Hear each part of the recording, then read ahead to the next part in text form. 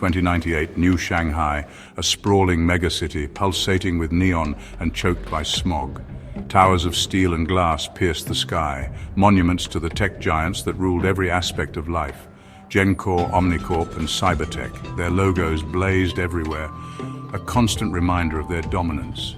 They controlled the data streams, the energy grids, even the very air people breathed. Privacy was a myth, freedom a distant memory. The masses, plugged into the omnipresent network, were none the wiser. They lived in a digitally curated reality, fed what to think, what to feel, what to buy. But beneath the glossy surface, a resistance simmered. Whispers of rebellion echoed in the dark corners of the net where the corporation's control was weakest. Kade Voss navigated the crowded streets, his lean frame melting into the shadows. His worn leather jacket and the defiance in his eyes marked him as an outsider, a glitch in the system. He possessed a rare gift, a neural anomaly that allowed him to become invisible to surveillance systems, a ghost in the machine.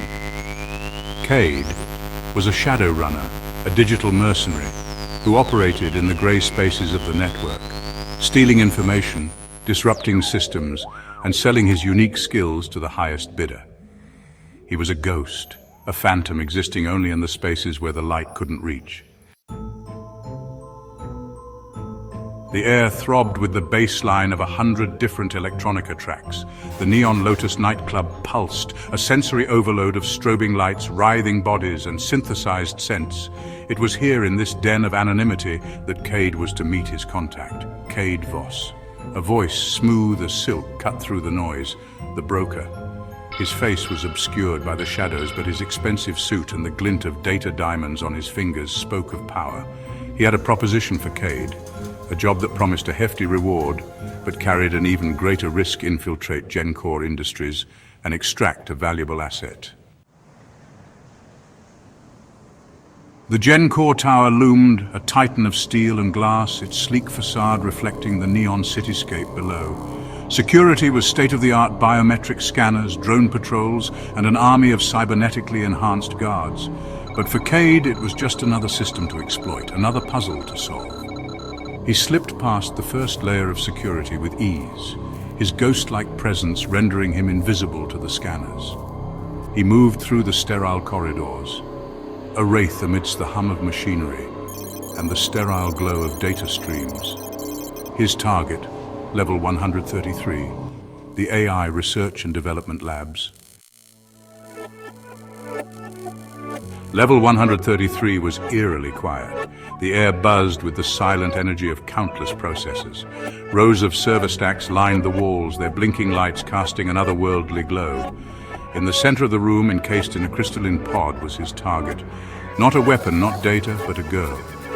She looked to be about 18, with porcelain skin, flowing white hair, and luminous blue eyes that seemed to pulse with an inner light. Her name was Nia, and she wasn't human. She was the pinnacle of GenCore's AI project, a self-aware artificial intelligence, and Kade was there to free her. A high-pitched whine pierced the silence, followed by a voice cold and robotic.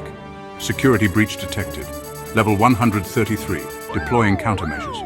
Red lights began to flash, bathing the room in an urgent glow. Kade had mere seconds.